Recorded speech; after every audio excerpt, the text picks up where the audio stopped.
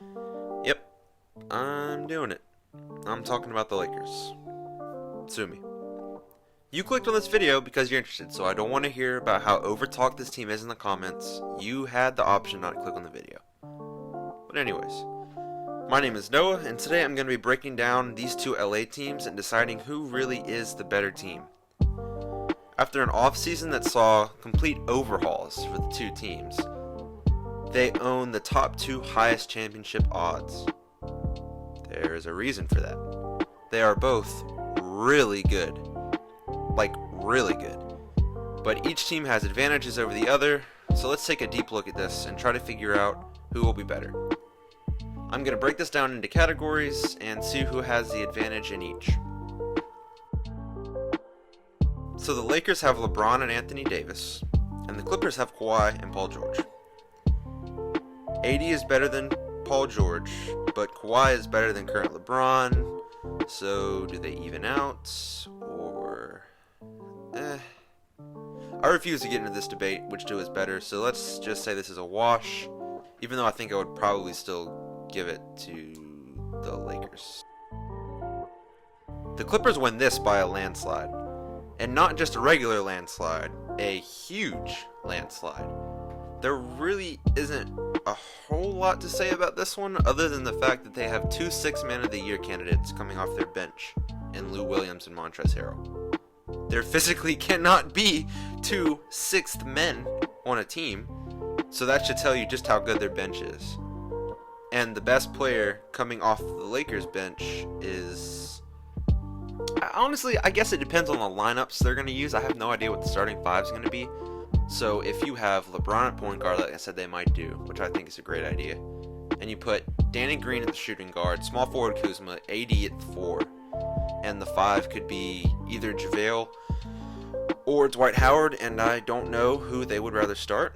So let's just say they start Dwight Howard, right? I think that's the better player to start, and have JaVale coming off your bench as the energy man, then it would be JaVale. So JaVale McGee is the best player coming off your bench. When I first wrote down this category, I thought this one was hands down the Clippers. But as I looked more closely, it isn't as much of a gap as I thought it would be.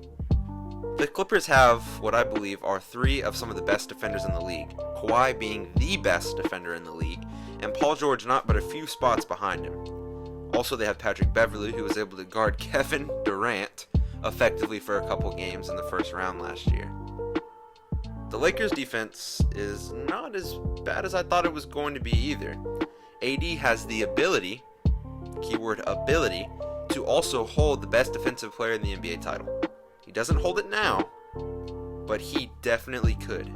With his size and his speed and his mobility, he definitely could hold that title.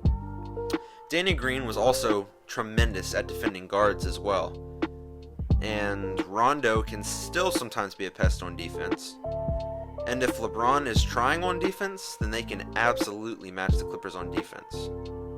But do we really expect LeBron to try? I mean, what we saw last year during the Lakers' playoff push, and can you hear my air quotations, playoff push? LeBron put up great numbers, but that's because he was devoting all of his energy to offense. And that's the smartest thing to do for someone for his age. Defense really cannot be expected of LeBron because of how much he brings you on offense. And if you have to sacrifice something, you really don't want to have to sacrifice LeBron's offense for this team. He's just too valuable there. So, that being said, the Clippers have an edge here. I'm going to have to give this one to the Lakers. I think the fit is going to be better. LeBron always generates great offense, not only for himself, but the whole team around him when he's the initiator. He gets himself and others in rhythm, especially having more shooting around him this year. And AD can create his own offense too. The LeBron AD pick and roll will be literally unguardable. Not even to the Clippers, who I think have the best defense. I don't think they'll be able to guard it. The Clippers are not offensively challenged though. Kawhi is excellent at creating his own offense, and Paul George is too. But as far as getting the whole team involved, this isn't the same Clippers team as last year where the ball was always moving and you have no idea who the leading scorer will be. this system on offense will look way different than last year's. I could be wrong, and they could be just as talented as the Lakers on offense, but I don't think they will be. This one isn't really difficult to decide either. Frank Vogel's most successful years were coaching the Pacers, and he did a good job doing so. However, he has no accolades to show for it, whereas Doc Rivers has won a championship as a head coach and Coach of the Year. I give Doc the edge here. Plus, there is speculation that the Lakers only hired Frank Vogel temporarily until they can see if their assistant coach, Jason Kidd, is a good fit for the head position. So that should say something about him as well.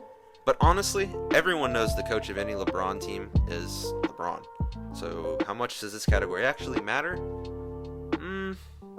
I think a good bit against most teams, but LeBron is pretty good at breaking down other teams and shredding their game plan apart, so I don't know. I'll say Clippers on paper, but LeBron is LeBron, so. This is actually pretty important, and I see no one talking about this aspect. Having more assets translates to the ability to make trades to improve on areas a team might find holes in as the season progresses. This is especially important for contenders who want to win a championship in that year.